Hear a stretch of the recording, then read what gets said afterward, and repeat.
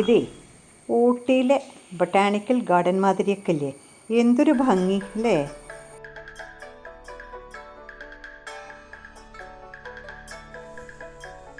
കാലവർഷം തുടങ്ങാറായി.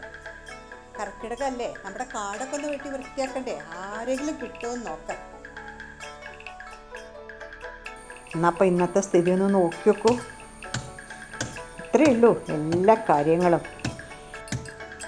എന്തെല്ലാം സ്വപ്നങ്ങളായിരുന്നു. കണ്ടോ, ഇതാണ് അവസ്ഥ.